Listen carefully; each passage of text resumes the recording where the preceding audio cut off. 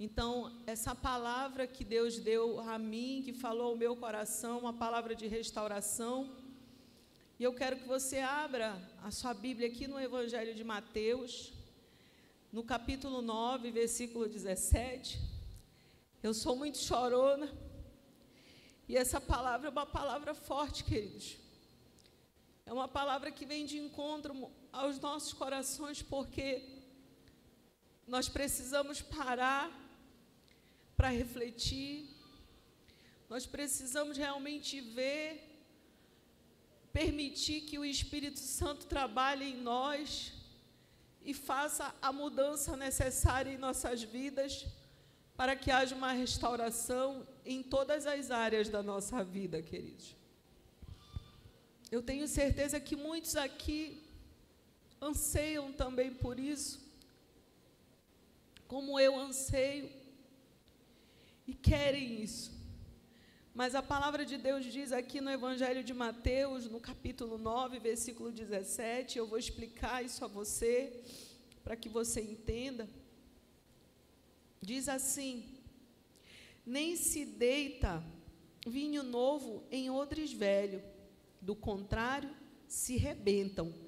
Derrama-se o vinho e os odres se perdem, mas deita-se vinho novo em odres novos, e assim ambos se conservam. Curve a sua cabeça, vamos orar em nome de Jesus. Pai, nós te pedimos, Senhor, nessa hora, que o Senhor venha de uma forma que transforme, que mude, que renove, que o Senhor venha através da tua palavra, que é viva e eficaz, falar aos nossos corações, trazendo entendimento, discernimento e arrependimento, Senhor, para que nós possamos realmente ter nossas vidas restauradas, para que o nosso relacionamento com o Senhor, ele seja restabelecido. Fala conosco, Senhor. Nós repreendemos tudo que não vem de Ti e declaramos somente o Senhor aqui nesse lugar, reinando, falando e agindo em nossos corações. Obrigada, Pai, por cada um que está aqui, em nome de Jesus. Amém e glória a Deus. Amém, queridos? Então, queridos, o que eu quero falar para vocês a respeito dessa palavra é que vinho, ele simboliza o enchimento de Deus, a presença de Deus. E quantos aqui querem a presença de Deus? Creio que todos nós, né, queremos essa presença, que quando vem aquela presença forte de Deus, a gente dá vontade de chorar, a gente se treme, o coração palpita, né? Todos aqui querem ser cheios, querem esse vinho, né? E aqui ele faz uma metáfora, mas é algo que define claramente o que representa isso. Todos nós queremos ser cheios de Deus, sim. Mas, como nós vimos aqui, para que a gente possa ser cheio da presença de Deus, o velho homem, ele tem que morrer. A natureza pecaminosa, né? A natureza, a personalidade doentia, a alma ferida, ela tem que ser curada. O nosso passado, os traumas, as mazelas, as dores, os sofrimentos, eles têm que sair, para que a presença de Deus ela possa entrar nas nossas vidas de fato e de verdade. Amém? Quantos concordam aqui? Não é? Então, o vinho novo, que representa essa presença de Deus nas nossas vidas, ele só vai de fato ser algo real e só vai surtir um efeito nas nossas vidas se nós, o odre novo, né? Se nós tivermos uma personalidade curada, se nós tivermos realmente uma consciência pura daquilo que me afasta de Deus, daquilo que me tira a presença de Deus. Se eu tenho alguma coisa que me trouxe muitos traumas, se o meu passado foi algo que me trouxe muitos traumas, muitas dores, muitas coisas ruins que aconteceram na minha vida, e eu simplesmente deixei para trás, mas coloquei ali embaixo do tapete e não resolvi, né? Isso vai me impedir de ter um futuro promissor. Isso vai me impedir de me tornar um adulto realmente cheio da presença de Deus. Então, nós precisamos entender isso, que quando o Espírito Santo ele está em nós, queridos, ele habita em nós, ele gera mudança. Amém? Gera uma mudança. Ele gera em nós uma mentalidade renovada. Mas isso só pode acontecer realmente se eu for um odre novo. O que acontece? O odre, ele é um objeto que os mais antigos, na época de Jesus, eles colocavam ali, ele era feito para armazenar o vinho, de tal forma que quando aquele vinho fermentava, aquele odre novo, ele não se arrebentava. Mas se fosse um odre velho, ele se arrebentava e o vinho ia embora. O que isso quer dizer nas nossas vidas? O que isso representa, queridos, nas nossas vidas?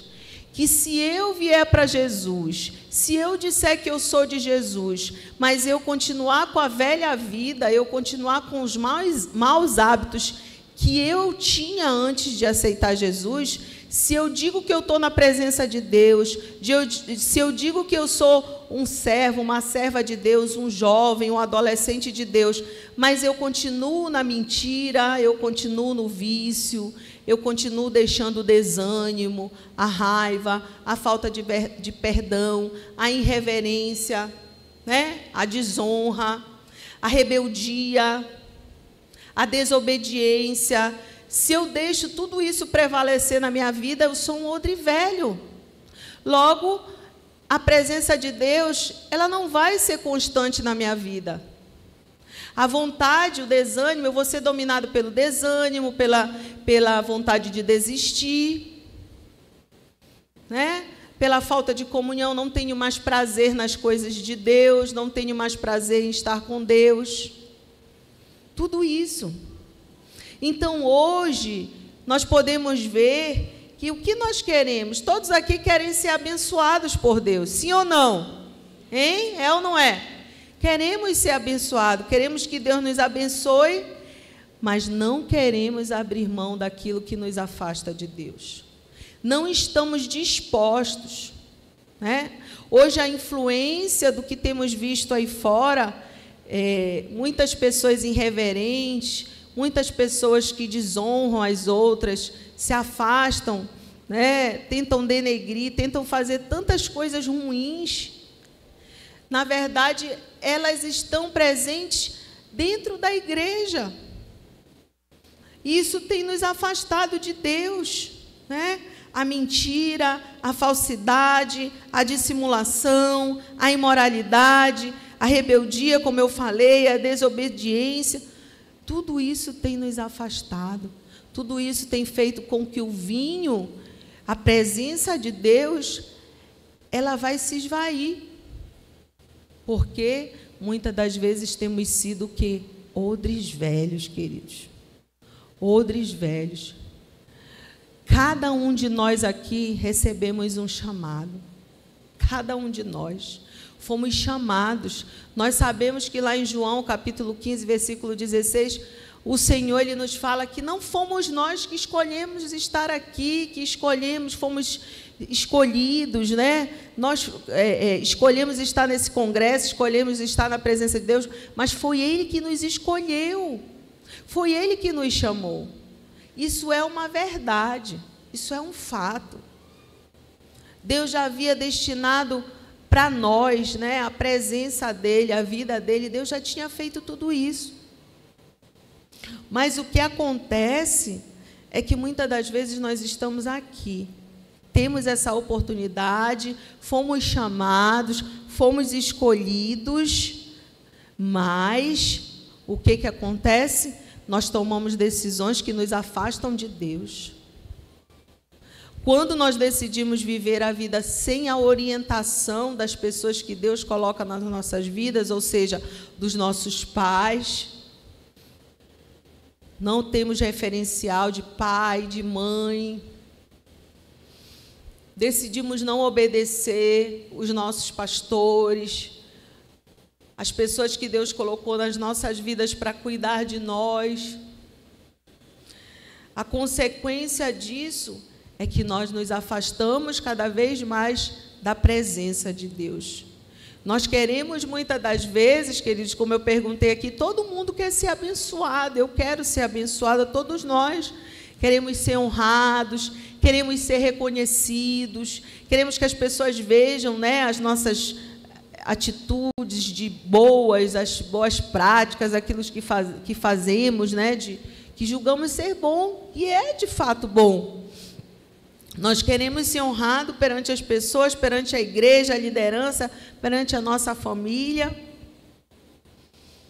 E às vezes nós chegamos até a ficar de uma forma, quando não somos reconhecidos, que achamos que somos injustiçados. Nós achamos assim, as pessoas não veem o meu esforço, as pessoas não reconhecem o que eu fiz de bom, só veem os meus defeitos, as minhas falhas, não veem nada do que eu procuro fazer de certo, né? E aí gera uma dúvida de que adianta eu fazer o certo se só vêm as coisas erradas, se só vêm as falhas. Somos chamados, somos escolhidos, somos amados, muito amados. Mas muitas das vezes, por essa falta de reconhecimento, pelo que queremos, né, que as pessoas vejam em nós, nós não estamos dispostos a aprender e a ter essa mentalidade renovada. Não estamos dispostos a abrir mão do nosso eu. Não estamos dispostos a abrir mão da dissimulação, da rebelião, da falta de caráter, para se dispor a aprender de Deus, para ser, de fato e de verdade, um odre novo, para ser um jovem, uma adolescente, uma adulta, cheia da presença de Deus, queridos. E isso vai, né, cada vez mais, dentro da própria igreja, nos afastando do chamado, do que Deus tem para nós. Às vezes a gente fica tão acostumado, amadas, com pecados de estimação, que a gente perde até a noção se aquilo realmente é pecado. Mentimos na cara dura, né? Ah, foi só uma mentirinha, apóstolo. O que tem, né? Mentimos e achamos que tudo isso é normal. E achamos que é normal. Nós começamos a fazer comparações. Ah, mas essa igreja é muita coisa, exigem muito de nós, querem muito de nós. Ah, no ministério tal não é assim, a gente pode se vestir como a gente quiser, a gente pode andar como a gente quiser, né? Começam as comparações e a gente começa a achar que aquele lugar que Deus nos plantou está errado, que os nossos pais estão errados, que os nossos líderes estão errados, que todos estão errados, queridos. E começamos a nos achar o dono da razão, né? E o resultado disso tudo são pessoas sem identidade. Sem identidade. Tudo que os outros dizem que é melhor, a gente começa a ir atrás. A gente começa a querer visitar outros ministérios, começa a achar que a igreja tal é melhor. E muitas das vezes nós chegamos até mesmo à apostasia. Alguém sabe me dizer o que é isso? Pois eu vou definir aqui para você.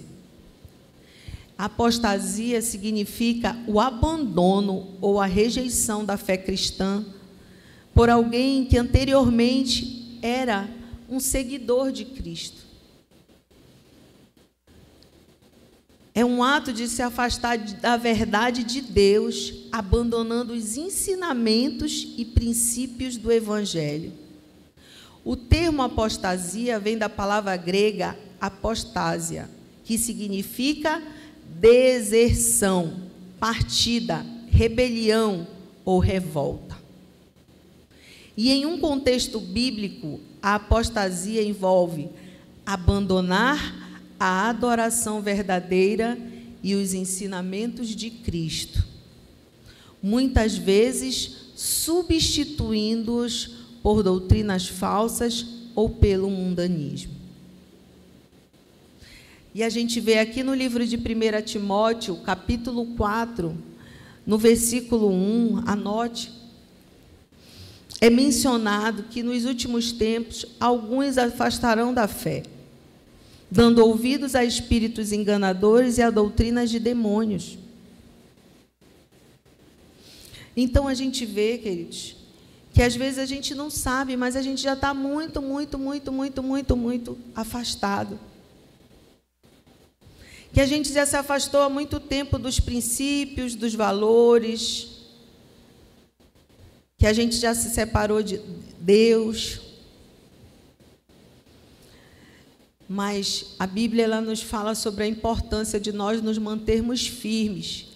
E é isso que eu quero despertar em você nessa noite. A importância de nós nos mantermos firmes, queridos. Firmes. Eu quero que você entenda que você é uma pessoa escolhida e amada, um filho, uma filha de Deus. E como um filho, como uma filha escolhida e amada por Deus, é importante que a gente venha realmente preparar, né? Como o nosso Deus nos preparar, como o nosso Deus nos ensina aqui na palavra dele.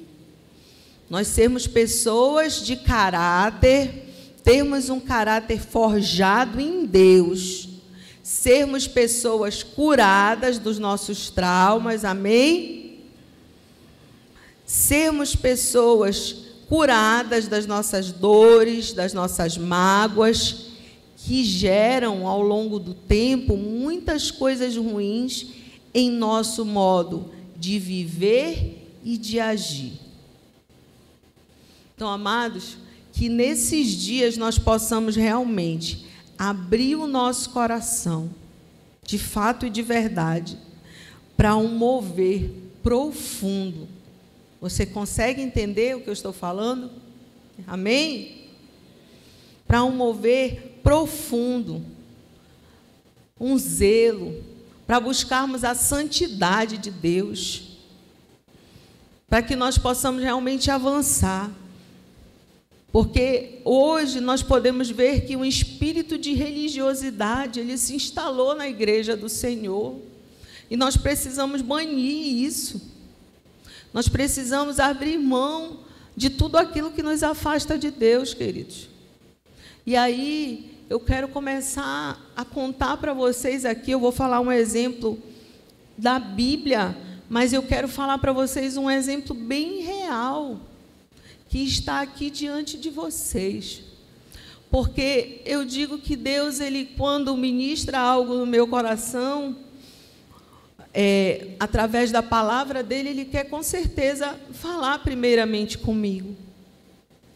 E eu quero que você se desperte, porque às vezes nós achamos que estamos no caminho certo, que estamos fazendo o que é certo, que estamos na igreja do Senhor, mas já nos distanciamos. Já não somos esse odre novo que Deus ele espera que sejamos. E eu pude contemplar isso na minha vida. Deus pôde me mostrar isso de uma forma bem mesmo forte ao longo desses últimos meses. Mas eu quero começar falando um pouquinho do meu testemunho, daquilo que eu passei desde criança, para que você entenda que quando você realmente não se deixa ser tratada, não se deixa ser alguém curada, isso vai gerar sérias consequências na sua fase adulta. Eu fui alguém que cresci sem saber a identidade verdadeira dos meus pais verdadeiros. Fui adotada. Descobri aos 23 anos de idade de uma forma muito chocante. Através de uma briga da minha mãe com a prima no quintal, fui desapartar. E aí a prima falou, olha, não te mete que nem filha dela tu és. E aquilo gerou em mim uma dor muito grande, porque eu achava que eu deveria ter sabido desde pequenininha e tal, e não soube. E aí cresci com a minha mãe adotiva, uma mulher muito batalhadora, uma mulher muito guerreira, trabalhadora, porém, uma mulher que tentava dar certo nos seus relacionamentos e nunca conseguia, pelo fato de não ter Jesus, alguém que sofreu muito. E eu cresci num ambiente familiar em que não havia um referencial de pai. Portanto, o espírito da orfandade, ele foi algo muito forte na minha vida. E nós sabemos hoje que o mundo espiritual, ele existe, como eu sempre falo para vocês, e esse mundo aqui, né, é o reflexo do mundo espiritual. Então, hoje, o que acontece? Satanás, ele se apoderou de uma forma, ele tenta destruir de uma forma tão forte as nossas vidas, nos desestruturando. De que forma? Anulando essa figura, anulando o referencial de pai nas nossas vidas.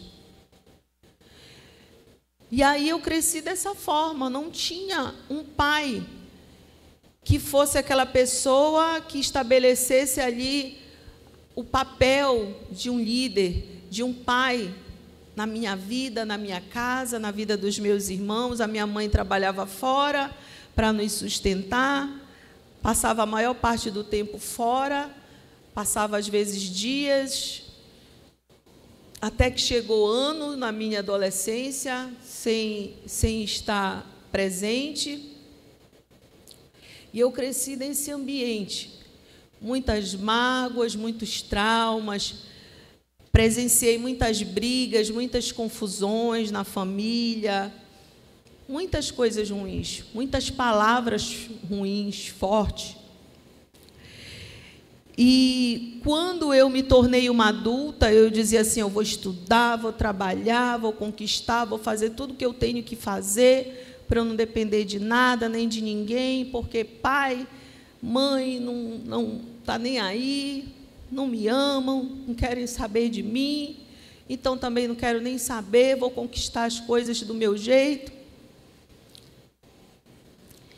Até que conheci o Senhor Jesus, vim, fui escolhida por Ele, fui chamada, recebi num congresso de mulheres que eu seria uma pastora, e eu duvidei, até porque era nova convertida, e me casei, e tive ali um sacerdote, meu esposo, um representante de Deus, alguém que veio para me ensinar a palavra, alguém que veio para viver a palavra juntamente comigo e me mostrar na palavra a importância da obediência, da submissão, de você ouvir e obedecer os conselhos.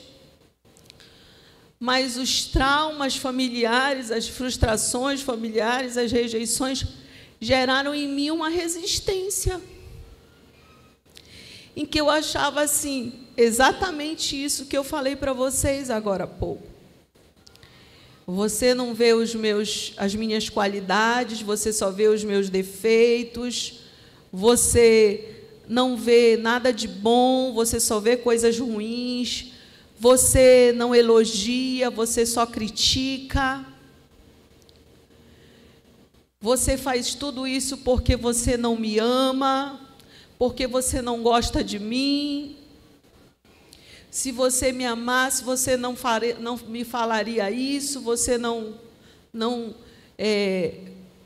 me trataria assim. E a rebelião tomou conta do meu coração.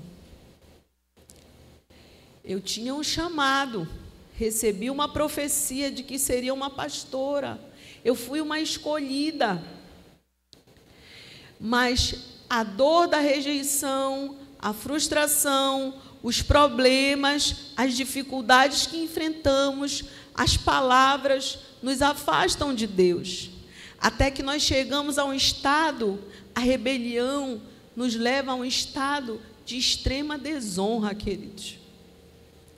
A desonra, e eu vou entrar justamente no ponto-chave dessa mensagem que eu quero que você preste muita atenção, porque a maioria aqui são jovens, são adolescentes, e você tem a oportunidade de chegar na fase adulta sendo um jovem, um adolescente, alguém curado, alguém que realmente se vê como uma pessoa de Deus, como uma identidade de Cristo. E você começa a descobrir coisas em você que você pensava que não tinha.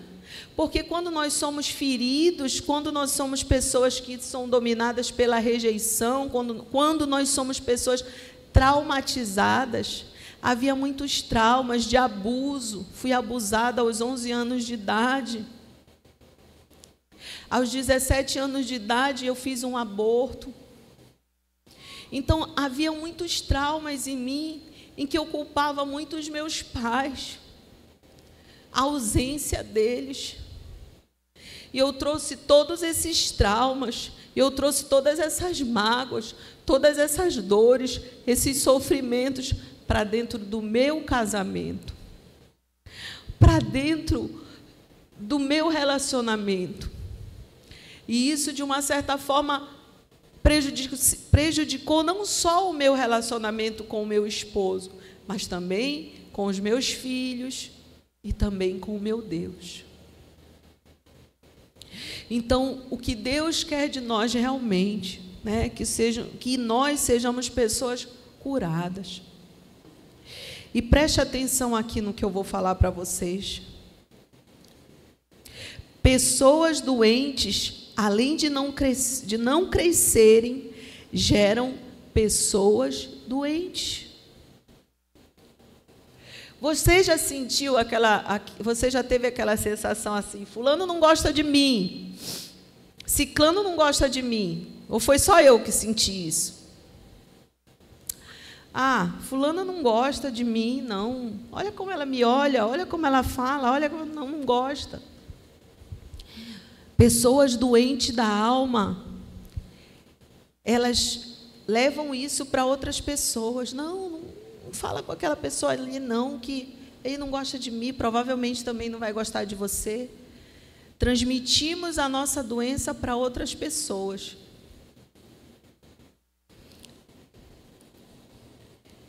E o que tem nos adoecido, queridos? E é aí que eu quero que você preste muita atenção, né? Porque uma alma adoecida, ela é atormentada pelo espírito da rejeição, pelo espírito da orfandade. E o que tem nos adoecido, queridos, que eu quero que você entenda que é algo de extrema importância, porque hoje eu tenho vivido isso e eu tenho visto isso acontecendo na vida de muitos dentro da igreja. E eu, como uma pessoa que está à beira dos 51 anos, que ama cada um de vocês, quero que vocês tenham a oportunidade de ter uma vida cristã, uma vida com Jesus diferente da minha vida. O que tem nos adoecido chama-se a desonra. A desonra, ela tem nos levado a sermos pessoas doentes. Porque eu culpava muito a minha mãe, culpava muito o meu pai, culpava a minha mãe biológica porque me abandonou, porque me deu para outra pessoa, e achava que essa outra pessoa também não me amava, achava que essa outra pessoa também não queria o meu bem, achava que o meu pai, por ele ter nos abandonado, ter constituído outra família, o meu pai adotivo,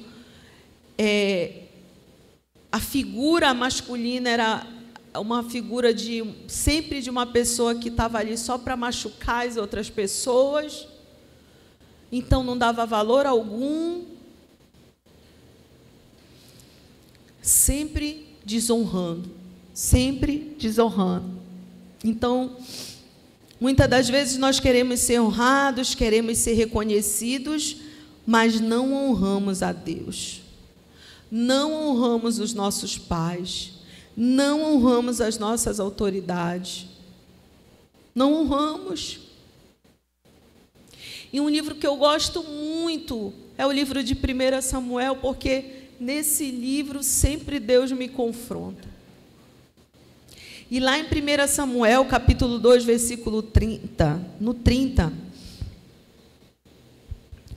Deus ele fala assim para o seu povo. O povo ele estava entregue ali a adorar outros deuses. Estava entregue ali à moda de outros povos, fazendo tudo que desagradava a Deus, desonrando a Deus.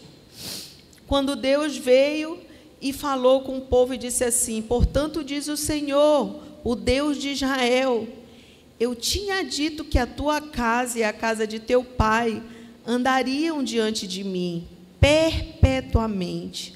Mas agora, diz o Senhor, longe de mim tal coisa, porque aos que me honram, honrarei, mas aos que me desprezam, serão desprezados. Forte essa palavra, né? Então, se nós desonramos, nós seremos também desonrados, queridos. Nós seremos. E aí eu volto para uma coisa bem assim fresquinha, um fato bem fresquinho que aconteceu na minha vida por causa da desonra. Todos sabem aqui que tivemos a eleição e que eu fui candidata. E ali, desde o primeiro momento, eu não obedeci. Primeiro, eu não obedeci à apóstola Margarete, que disse que eu não deveria ser candidata porque eu tenho um chamado de pastora. E que isso seria algo que iria abalar o meu ministério. Mas mesmo assim eu fui. Mesmo assim eu não obedeci. Desonra. E depois eu achei que eu poderia, né? Poderia sim, que Deus estava comigo, que eu poderia ganhar, porque a motivação do meu coração era de poder ajudar as outras pessoas. Peço que a Ana fique sentada, porque ela vai agitar o cachorro, por favor. Então eu achava que eu poderia vencer, porque eu tinha boas intenções. Mas a desonra que eu estava fazendo com as minhas autoridades, com certeza estava desonrando o meu Deus também. Com certeza. Briguei com meu esposo, não obedecia, mas queria que ele elogiasse, queria ser bem tratada. E não é assim, muitas das vezes, que nós fazemos? Senhor, por que tu não me abençoa? Poxa, Senhor, eu não faço mal para ninguém. Mas não queremos obedecer, queridos. Nos afastamos de Deus a cada dia. Nos tornamos pessoas religiosas, porque achamos assim, oramos, eu oro, tenho uma vida de oração. E falamos com Deus aquilo que queremos alcançar. Mas não pedimos para Deus mostrar muitas das vezes como anda o nosso coração e aquilo que temos feito que desagrada. Não pedimos. E Deus ele fala que aqueles que desprezam a Ele serão desprezados. Muitas das vezes eu não aceitava, tinha muita mágoa da minha mãe, porque aos 13 anos de idade, ela me abandonou meus irmãos, e eu tive que ser dona de casa, tive que fazer tudo. Mas ela foi a mãe que Deus me acolheu, que Deus escolheu para me acolher. Ela foi a pessoa que me criou, ela foi a pessoa que trabalhou, ela foi a pessoa que deu um duro danado para nos criar. E lá em Provérbios 17, 26, diz: quem maltrata o seu pai ou manda embora a sua mãe é filho que causa vergonha e traz desonra.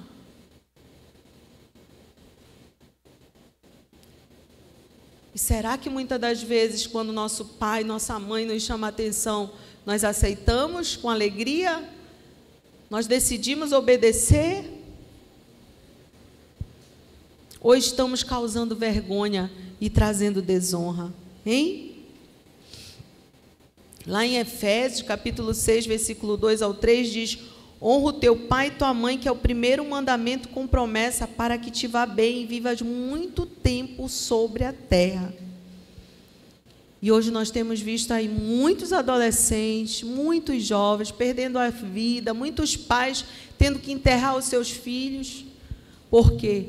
Muita desonra, queridos. Muita desonra.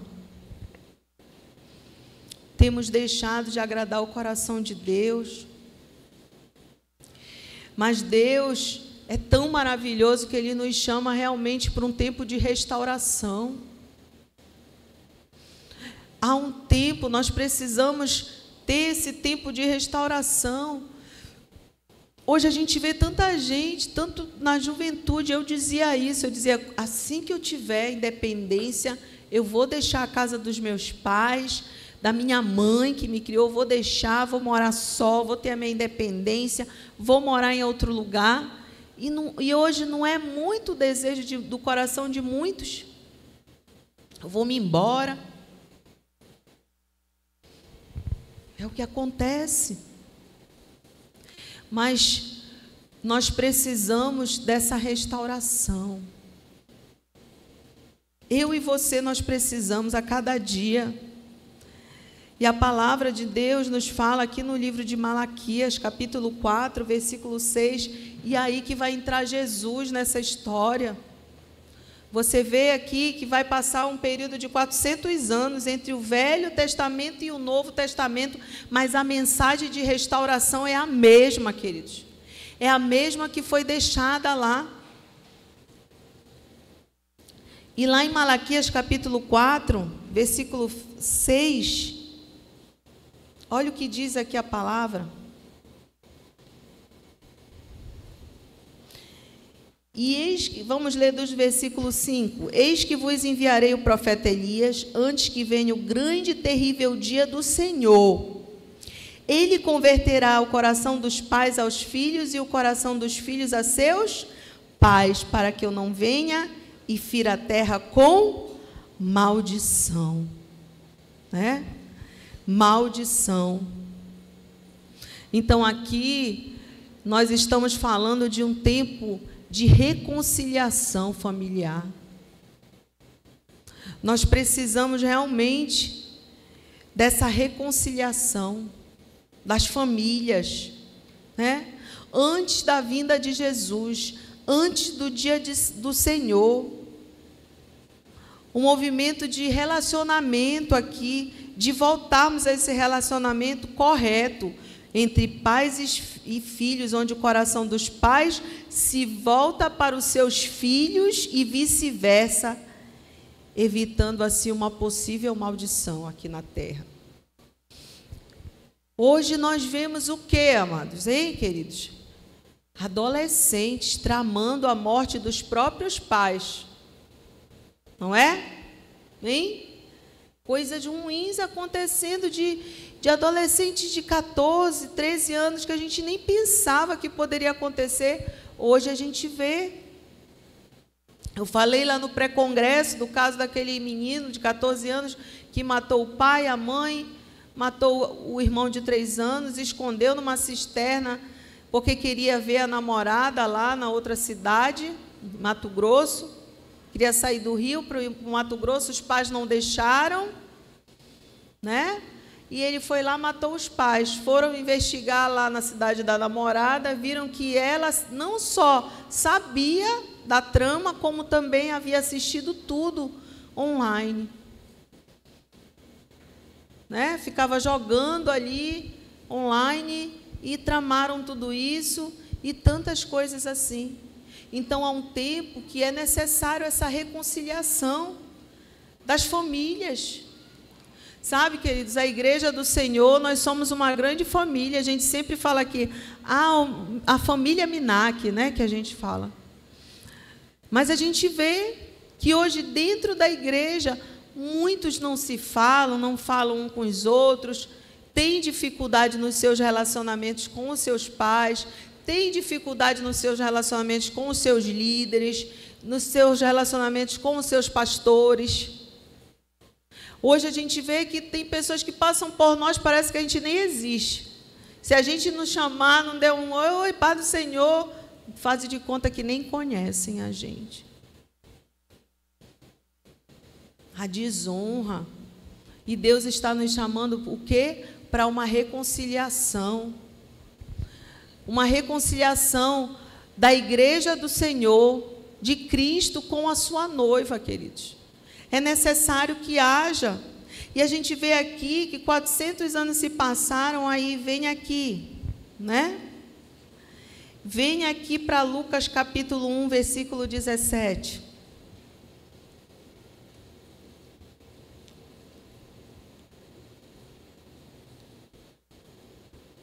Aí o que aconteceu?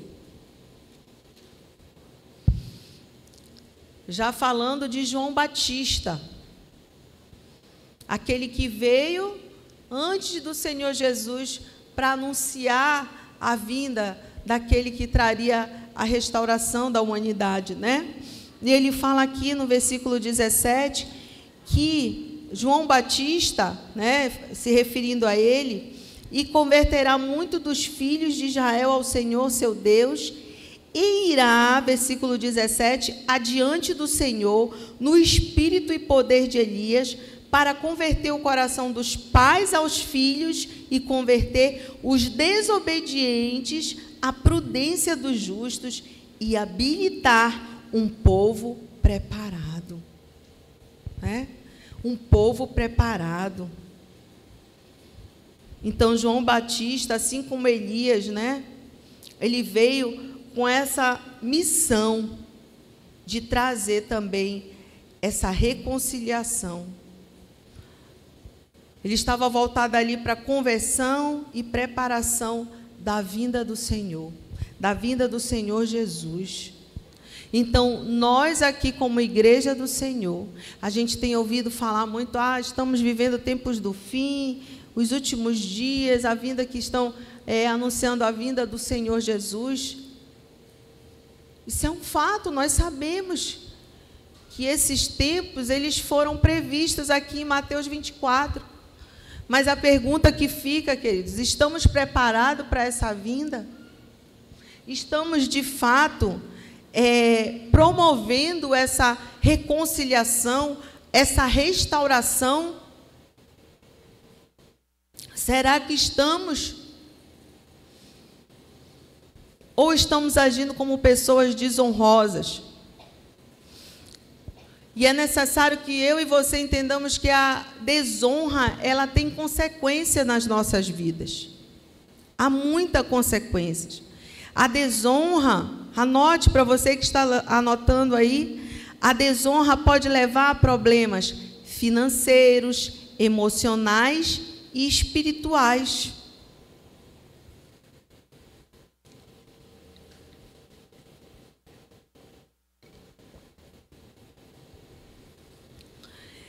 Quantas pessoas encontram-se em dificuldade financeira?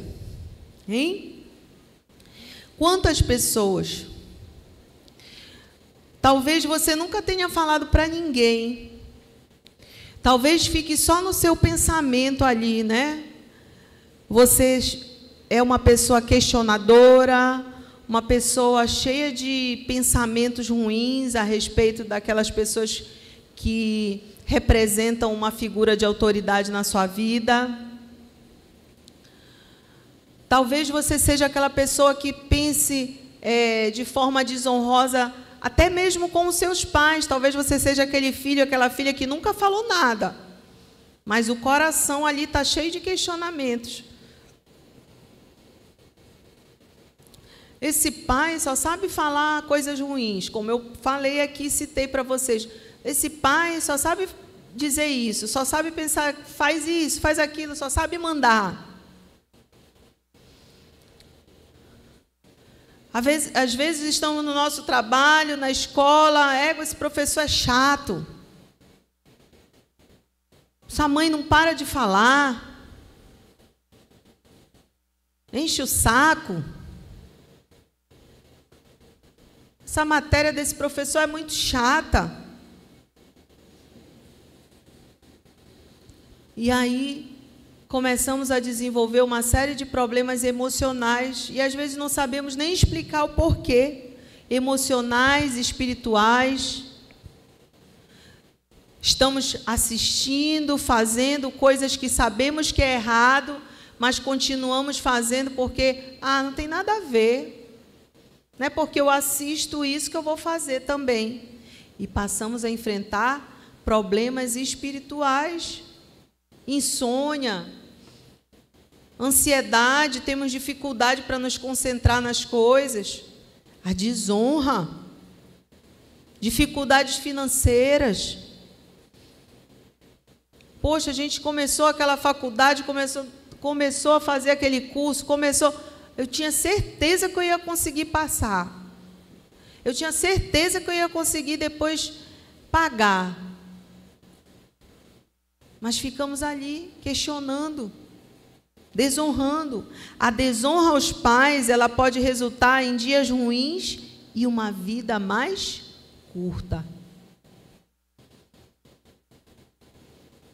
Vocês conhecem alguém que ainda perdeu a vida na adolescência? Se suicidou, se jogou. Eu morei alguns meses ali no Mirante e só no tempo que eu morei lá, um adolescente de 15 anos se jogou do 8º andar. Era filho único, tinha tudo, mas não tinha ali o referencial, os pais, a presença. Não sei como era a vida desse adolescente, mas com certeza ele sentia um vazio, havia falta de alguma coisa, né? Ou seja, resulta em dias ruins e uma vida mais curta. Desonrar a Deus pode trazer consequências negativas, né, em todas as áreas das nossas vidas. Então, Deus, queridos, Ele quer resgatar a nossa identidade de filhos. E como é que um filho age? Um filho, ele age em o quê? Em obediência. Deus, Ele nos chamou, como eu falei aqui, não é? Como filhos. E como filhos, nós somos ali levados a ser ensinados. Porque um pai, quando ele traz uma mãe, um filho ao mundo, ele não quer, olha, está aqui, eu já te botei aqui para viver, agora anda sozinho, fala sozinho, se veste sozinho, aprende a comer sozinho, é assim? Não, não é mesmo? Você, com certeza, você foi desde pequenininho ensinado, alimentado pelos seus pais, né? Você foi. Então, hoje, o que nós temos visto? O que Satanás ele tem justamente tentado fazer? Trazer a desonra, porque sabe que através da desonra vem a destruição. Vem justamente essa questão da separação familiar, desse desajuste familiar, da gente crescer ali sem o referencial do nosso pai, da nossa mãe, e aí gerando uma série de consequências na nossa vida, que a gente se torna um adulto, uma adulta insegura, acha que ninguém gosta da gente e acaba desonrando aquelas pessoas que Deus coloca na nossa vida para justamente mostrar o quanto nós somos amados e nós precisamos ser realmente pessoas curadas, né? Então, o que nós precisamos fazer para mudar tudo isso, apóstolo? Hein? O que nós precisamos fazer? O que você acha que é necessário, jovem? Alguém aqui tem ideia do que nós precisamos fazer? Hein? Pode falar.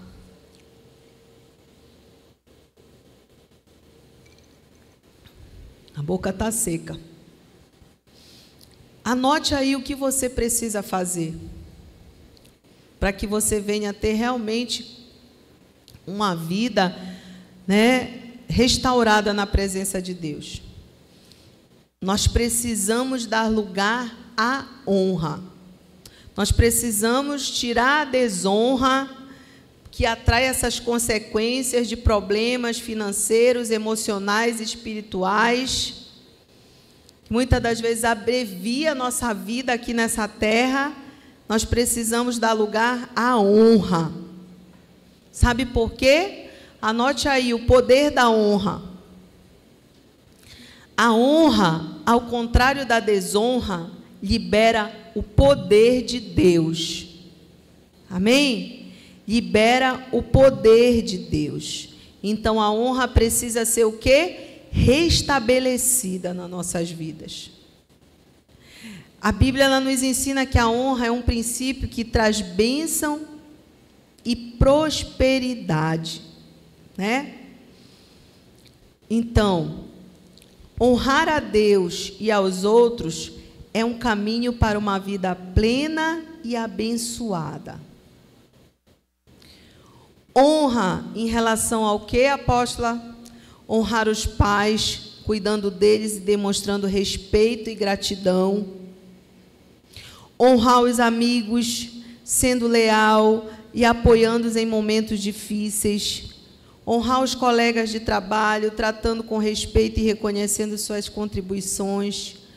Honrar a família, cultivando relacionamentos saudáveis e demonstrando amor e cuidado. E aqui no livro de 1 Pedro, queridos, capítulo 2, versículo 17, anote aí. 1 Pedro, capítulo 2, versículo 17.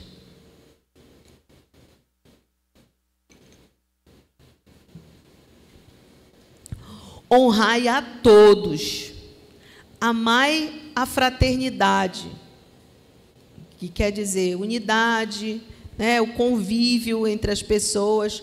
Honrai a todos, amai a fraternidade, temei a Deus e honrai o Rei. Honrai o Rei, queridos. Isso é uma coisa muito forte, que muitos de nós temos esquecido. O sacerdote, ele tem um significado e uma importância muito grande nas nossas vidas, muito grande. E, queridos, quando eu comecei a desobedecer o meu esposo, a questionar o meu esposo, a entender que ele era um referencial de Deus, o anjo da igreja, que ele era o meu pastor, o meu referencial de pai, que eu nunca tive, porque ele, sim, não só reconhecia que eu era uma pessoa importante, mas também não passava a mão na minha cabeça diante dos meus erros, das minhas falhas. Quando eu entendi, quando eu realmente fui para os pés do Senhor, quando eu entendi a importância da honra, eu passei a ver a importância que ele tinha na minha vida e que ele tem até hoje, queridos. E eu posso dizer a você, quando eu não entendia isso, ficava chorando, ficava revoltada, ficava aborrecida, ficava ali jururu, ficava triste. Mas quando eu entendi a importância da honra, realmente, querido, a sua vida, se você realmente pegar essa palavra que eu estou dizendo para você e colocar ela em prática e trazer isso realmente para dentro, sabe, da tua vida, da tua família, e começar a honrar os teus pais, se você é casada, começar a honrar o teu esposo, você entender quem é essa pessoa que Deus colocou para ser o representante de Deus na sua vida e honrar o Rei, você vai ver que a tua vida ela vai mudar. você vai ver que o vinho novo realmente ele vai ser depositado no odre novo, numa pessoa nova. Porque as repreensões, elas nos levam realmente a termos um caráter forjado em Deus. E o diabo, ele sabe, ele é sujo, porque nem ele obedeceu a Deus, e ele tenta estabelecer hoje aqui nessa terra a desobediência, filhos desobedientes aos pais, pessoas desobedientes às suas autoridades, pessoas desonrosas. Isso tem sido muito forte nas nossas vidas e nós precisamos quebrar isso, queridos.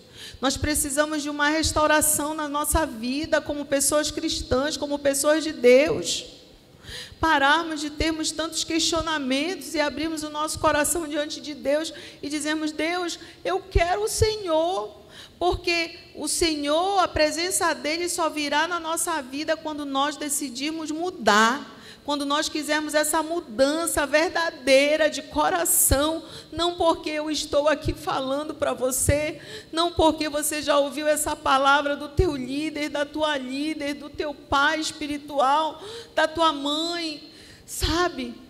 Talvez você diga assim: eu estou muito cansada de tudo isso, porque só me falam que eu tenho que obedecer, que eu tenho que obedecer, que eu tenho que me sujeitar. E eu digo a você, quem plantou isso nos nossos corações, que obedecer é ruim, foi o diabo. Sabe? Porque quer nos ver derrotados. A base familiar, queridos, a família, ela é algo tão forte, ela é algo tão importante, tão essencial, que ela nos faz ter uma identidade em Deus de verdade. Entenda isso. Entenda isso. A desonra, ela nos leva ao fracasso, a termos uma vida fracassada, sem sonhos, sem vontade de vencer. Pessoas inseguras, conformadas, sabe, em ter uma vida mais ou menos meia boca. Mas a vida de honra, ela nos faz olhar para o alvo, ela nos faz querer coisas boas em Deus, sonhar coisas boas. A desonra, ela gera um espírito de incapacidade.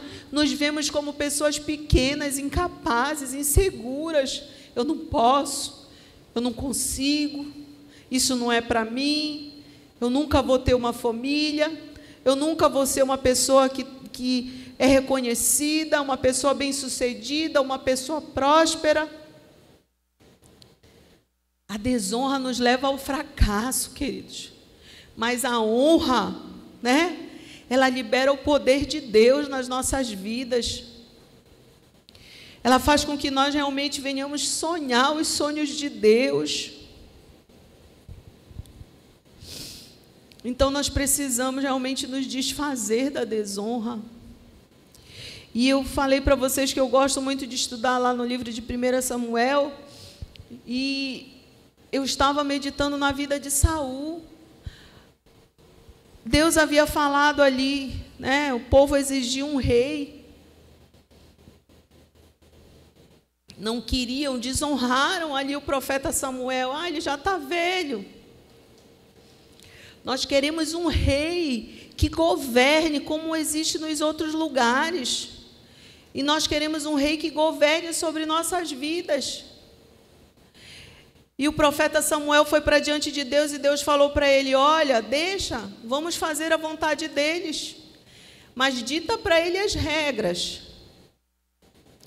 Fala para eles o que eles vão ter que fazer. Eles vão ter que se sujeitar às regras, vão ter que pegar os filhos dele, vão ter que expor os filhos dele para trabalhar, para ser os serviçais, vão pegar os animais deles para dar para o rei, tudo vai ser para o rei. A vida deles vai viver em função do rei. E assim, Saul foi ungido rei.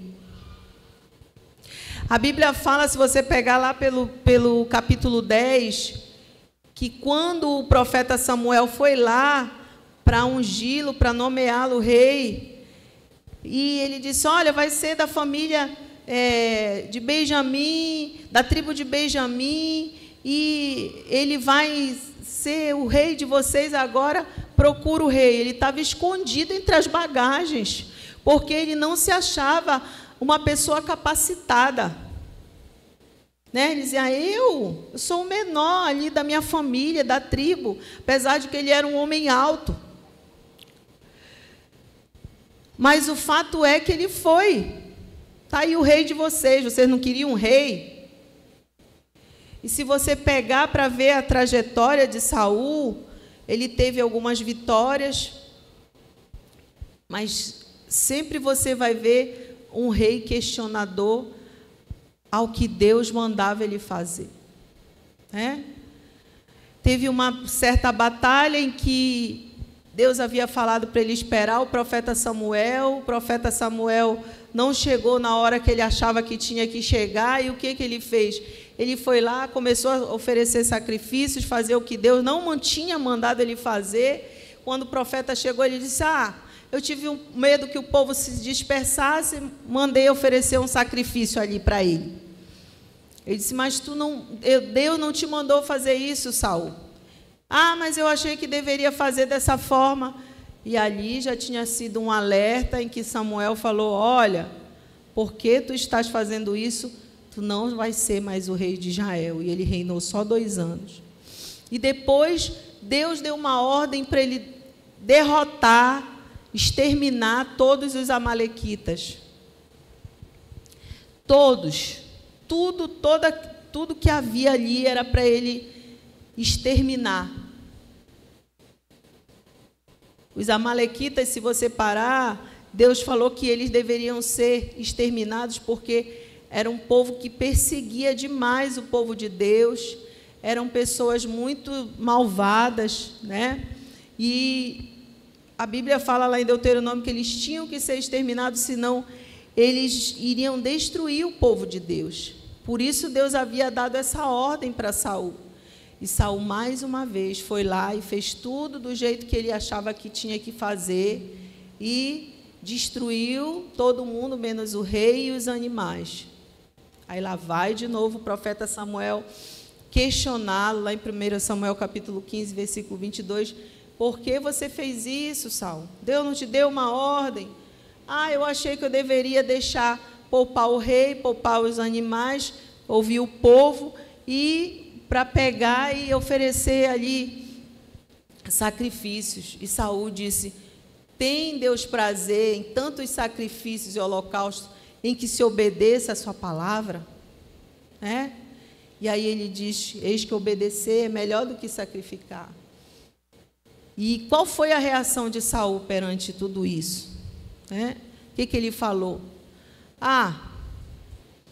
Eu errei, eu pequei, mas mesmo assim vai lá e me honra. Vamos lá com o povo e me honra. Né? Me honra. Ele queria honra, mas ele estava desonrando a Deus.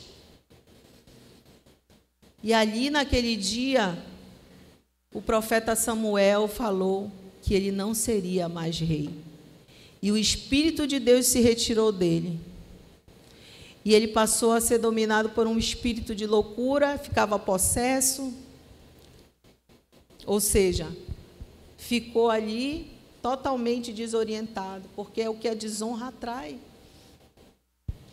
Perdido, queridos, né? Fez ele perder o reino.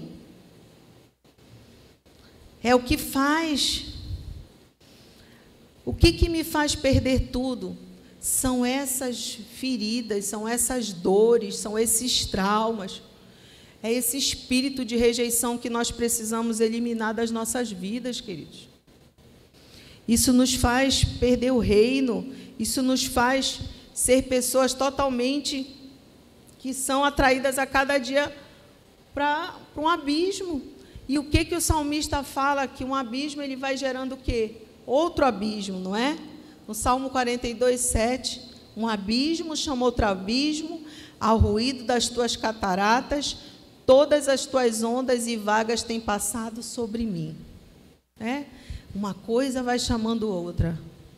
Eu começo a perder o sono, começo a ficar com medo, começo a ser dominado pela ansiedade, começo a ser, ser uma pessoa frustrada, ser uma pessoa que fica desequilibrada emocionalmente, ser uma pessoa que é dominada pela depressão, ser uma pessoa dominada pela insegurança. Um abismo vai gerando outro abismo, né?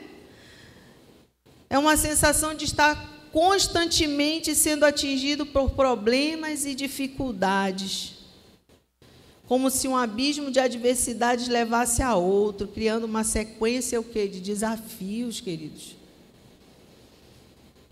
É isso, né?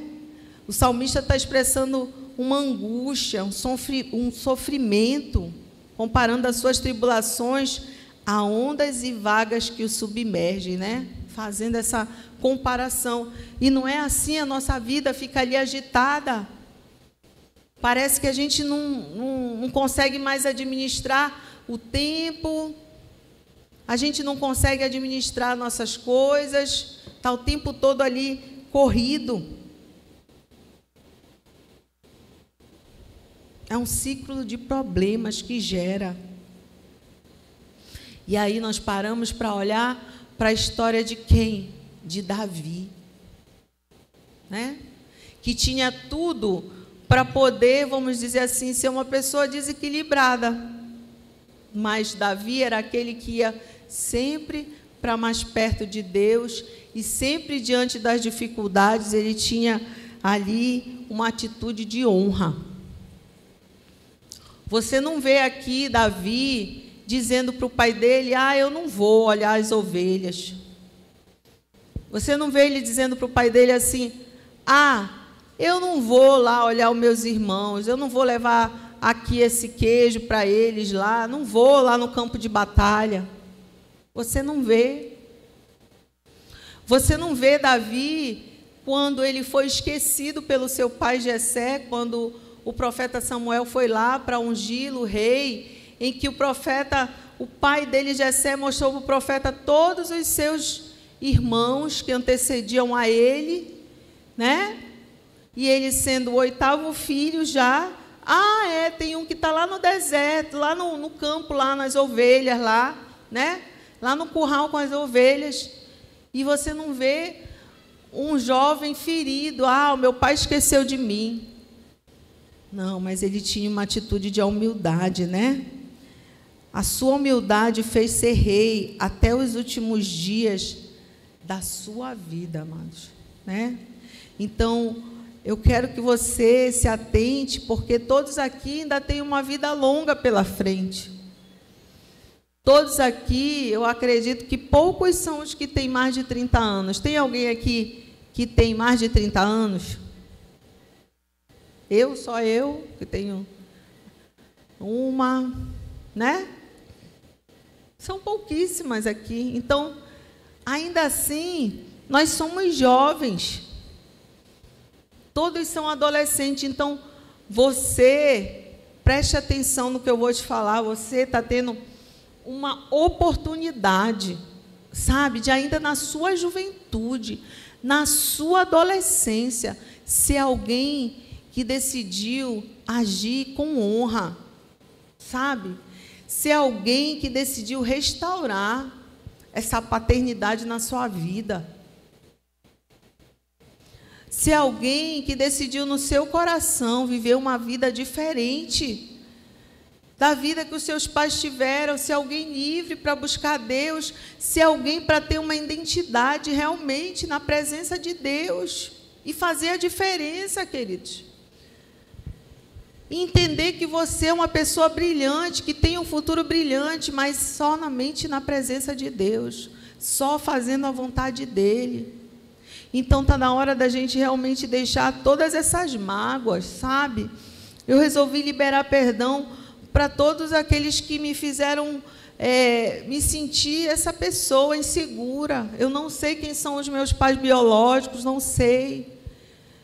Mas eu decidi perdoar. A história que eu sei é que a minha mãe gostava de uma pessoa que era casada e abriu mão de mim para não perder essa pessoa. Mas eu decidi perdoar, né? Então, se você quer ter uma vida bem-sucedida, se você que quer casar, sabe, que quer ter uma família, que sonha em ter, comece a honrar. Comece a entender que se você for uma pessoa desonrosa, que hoje a gente vê muito isso na igreja, você não vai ter o futuro que Deus projetou para você, mas não é porque Deus é mau, é porque você fez a escolha errada. É porque você decidiu, mesmo depois de ter sido escolhido por Deus, chamado por Deus, continuar tendo uma vida desonrosa na presença de Deus. E a desonra atrai uma vida amarga. Quanto mais nós queremos alcançar os nossos objetivos, quanto mais nós queremos ter uma família, quanto mais nós queremos ser bem-sucedidos financeiramente, quanto mais nós queremos coisas boas, parece assim que a gente olha e vê assim, só a grama do vizinho é melhor do que a minha. Então, nós precisamos restaurar, sabe? Paternidade diz respeito a uma vida honrosa. Quando você honra, você vai ser honrado. Você vai ter o que você quer, um esposo, uma esposa, uma família, um lar abençoado. Sabe? E hoje eu vivo assim, uma vida, depois que eu entendi isso realmente, sabe? Tudo, eu quero estar perto do meu esposo, eu quero ajudar, eu quero realmente fazer a diferença, eu quero que meus filhos realmente estejam na presença de Deus e tudo que eu puder fazer. Quero honrar os meus irmãos, quero ver todos bem na presença de Deus. Tenho prazer em estar com os meus irmãos, porque a desonra nos afasta das pessoas. Nos afasta da nossa família da fé, nos afasta não só dos nossos familiares, mas da nossa família da fé. E a gente quer estar lá, acha que é melhor estar lá na roda dos escarnecedores do que estar na presença de Deus, com os irmãos, em comunhão com os irmãos. Então, escolha a honra, irmãos. Escolha ser alguém que honra, sabe? A honra, ela diz respeito, e quando você quer honrar, você tem que estar bem com quem te defende, você tem que estar bem com Deus, você tem que saber quem você é em Deus, um vencedor, um ganhador de almas, um bom filho, um bom marido, uma boa esposa, um excelente discípulo, uma pessoa de caráter, porque serve ao Rei dos Reis, ao Senhor dos Senhores, é um servo de Deus, é uma serva de Deus. Posso ouvir um glória a Deus? Glória a Deus. Você servir a Jesus é a maior honra que pode existir aqui nessa terra, sabe?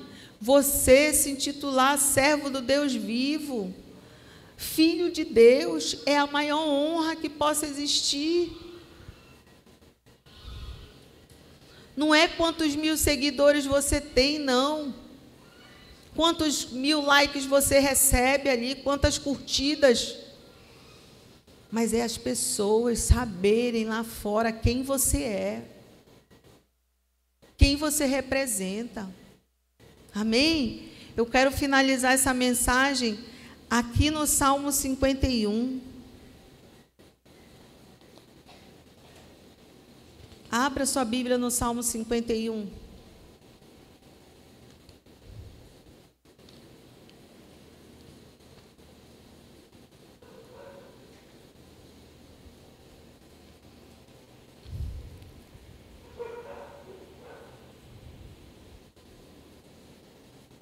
Amém? Amém?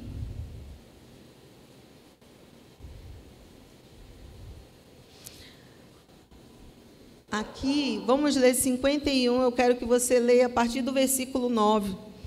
Olha o que o salmista fala. Isso aqui foi quando Davi, ele foi confrontado ali diante do seu pecado. Ele havia pecado com Betseba, ele havia mandado Urias para o campo de batalha, Urias tinha morrido, ele havia engravidado Betseba, o seu filho ali estava prestes a morrer, mas ele se arrependeu de todo o coração. Peço que alguém traga uma água para mim, por favor.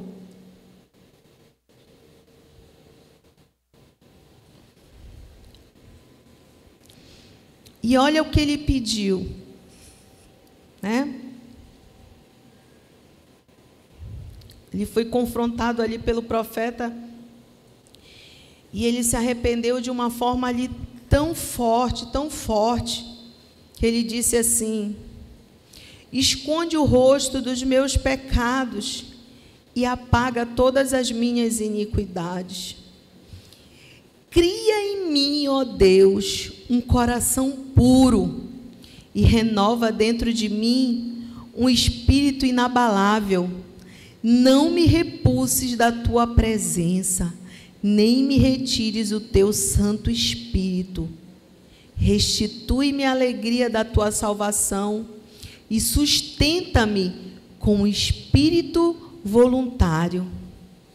Então ensinarei aos transgressores os teus caminhos e os pecadores se converterão a ti.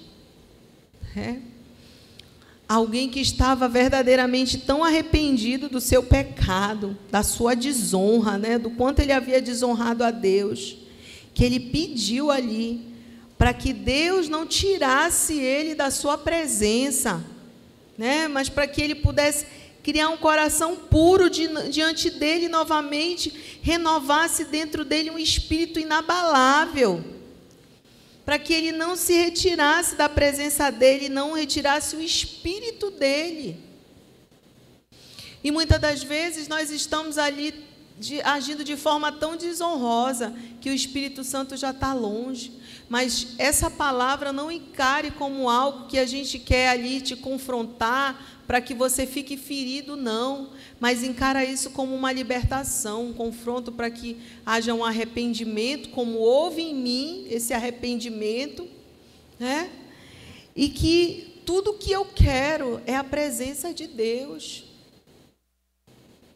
É que o Espírito Santo de Deus ele possa fazer parte da minha vida, continuar. E Deus é um Deus misericordioso. Ele diz: restitui-me a alegria da tua salvação, aquela alegria que nós tivemos no dia em que aceitamos ao Senhor, em que conhecemos a Ele, em que descemos as águas e nos batizamos, que sentimos uma presença tão forte ali, uma alegria tão grande tomou conta da gente. Sustenta-me com o espírito voluntário. E ele fala assim: então eu ensinarei aos transgressores os teus caminhos, aqueles que ainda não conhecem Jesus, e os pecadores se converterão a ti. Fala de um renovo, fala de uma restauração, fala de nós queremos a presença de Deus na nossa vida, mais que tudo, ao ponto da gente querer tanto essa presença, que a gente queira que as outras pessoas que ainda não conheçam a Jesus, elas possam também, que a gente possa ser um canal para falar do amor de Jesus, para que as pessoas também possam encontrar essa salvação, queridos. Então, que esse venha a ser algo, que isso venha a ser algo que venha querer, de fato, sabe, que você venha querer que entre na tua vida e você tenha esse renovo de novo do Senhor, essa restauração de Deus na sua vida. Amém? Fique de pé em nome de Jesus.